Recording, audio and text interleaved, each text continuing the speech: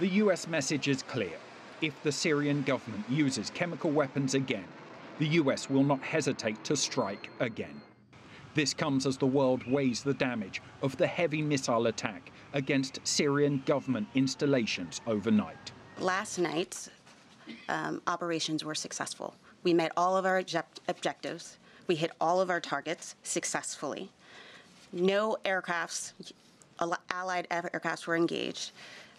It was a successful mission. What happens next depends on what the Assad regime decides to do. The US says it launched more than 100 weapons against 3 installations that it says were involved in the development, production and storage of chemical weapons. The operation carried out by the US, France and the UK had a significant impact, according to the Pentagon, striking 3 sites, Baza, Himshinshah and the Himshinshah bunker. Against the first target, the Barza Research and Development Center, which is located in the greater Damascus area, we employed 76 missiles. Initial assessments are that this target was destroyed.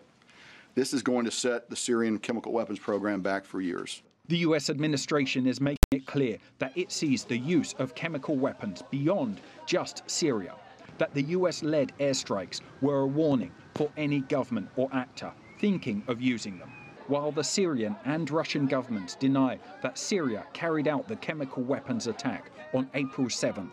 US senior administration officials said the evidence is overwhelming, that both chlorine and sarin were used by Syria on a rebel neighborhood near Damascus. US administration officials blamed Russia for not carrying out its pledge to help the Syrian government destroy its chemical weapons stockpile.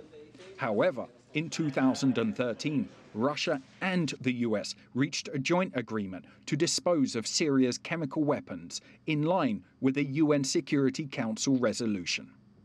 President Trump congratulated the military for their strikes. He ended his tweet with the words, "Mission accomplished."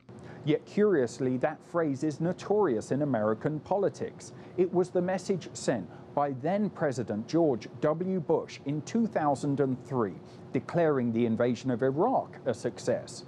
Shortly after, the country descended to its worst bloodshed, leaving hundreds of thousands dead. Toby Muse, CGTN, Washington.